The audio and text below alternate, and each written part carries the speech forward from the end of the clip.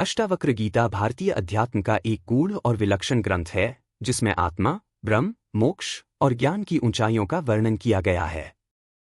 इस ग्रंथ में ऋषि अष्टावक्र राजा जनक को उपदेश देते हैं और उन्हें यह बताते हैं कि सच्चा आत्मज्ञानी कौन होता है, उसका व्यवहार कैसा होता है और वह संसार की जिम्मेदारियों को कैसे देखता है। न कर्मणा नापि लिप्यते मुक्तो ही आत्मविद सदा।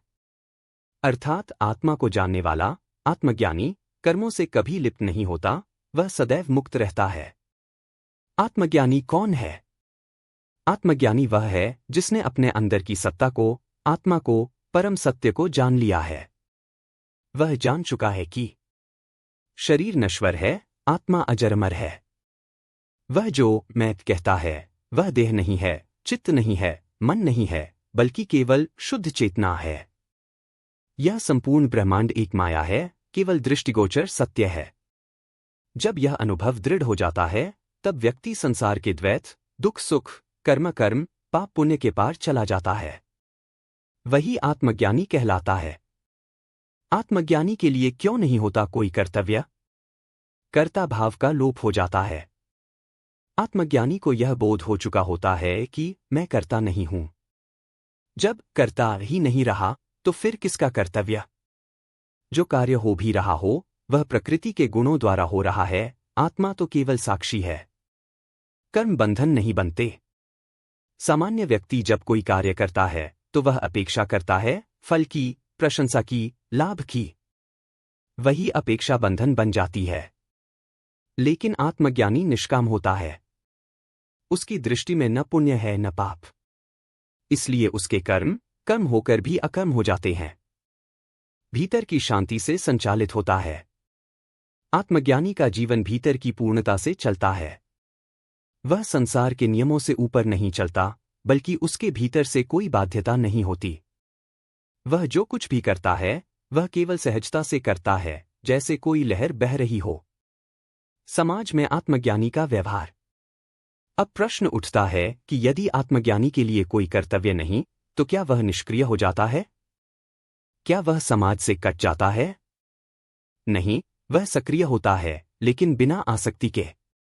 जैसे राजा जनक स्वयं एक आत्मज्ञानी थे, फिर भी वे राज्य का संचालन कर रहे थे। लेकिन उनका मन किसी बंधन में नहीं था। वे कर्म करते हुए भी कर्म से परे थे। वह करुणा और प्रेम से प्रेरित होता है। उसकी चेतना में केवल मैं नहीं होता, बल्कि सब में वही एक आत्मा दिखती है। इसलिए वह सेवा करता है, सिखाता है, प्रेरणा देता है, लेकिन भीतर से मुक्त होता है। राजा होते हुए जनक ने राज्य नहीं छोड़ा, लेकिन भीतर से वे पूर्ण विरक्त थे। एक प्रसंग में जब उनके महल में आग लग गई तो वे एकटक मौन बैठे रहे, जबकि उनके मंत्री भागे। उन्होंने कहा, जिसे कुछ खोने की चिंता नहीं, वह ही सच्चा आत्मज्ञानी है। श्री कृष्ण का कथन, भागवत गीता। न मे पार्थ अस्ति कर्तव्यम त्रिषु लोकेषु किंचन। श्री कृष्ण स्वयं कहते हैं कि मुझे तीनों लोकों में कोई कर्तव्य नहीं, फिर भी मैं कर्म करता हूं। यहां श्री कृष्ण वही भाव स्पष्ट करते हैं, आत्मज्ञानी कर्म करता है, पर कर्ता नहीं होता। न ममित्तानि कर्तव्यानि, न मे दोषोस्ति किंचन।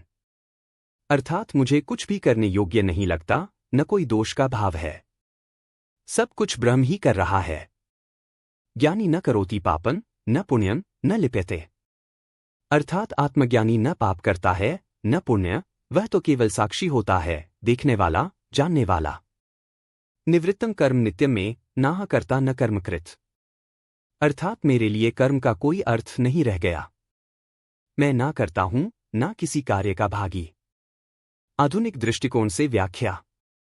आधुनिक जीवन में भी यदि कोई व्यक्ति आत्मज्ञान को प्राप्त कर ले तो वह ऑफिस जाता है, लेकिन भीतर से निर्लिप्त रहता है। परिवार संभालता है, लेकिन अपेक्षा नहीं करता। समाज सेवा करता है, लेकिन अहंकार नहीं करता। अर्थात वह दुनिया के बीच रहते हुए भी संसार से परे हो जाता है। यही अष्टावक्र गीता की आत्मा है। क्या आत्मज्ञानी नियमों से ऊपर होता है? यह एक महत्वपूर्ण प्रश्न है। उत्तर यह है, वह नियमों को तोड़ता नहीं, बल्कि वह नियमों को सहजता से निभाता है, क्योंकि उसके भीतर कोई बाध्यता नहीं होती।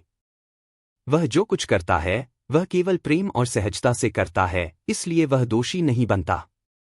ज्ञान ही मोक्ष है।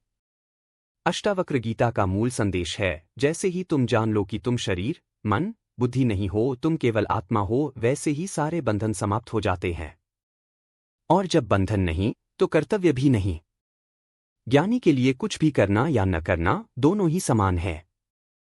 यह कोई आलस्य नहीं है, यह पूर्ण जागृति की स्थिति है, जहाँ कर्म होते हैं पर कर्ता नहीं होता।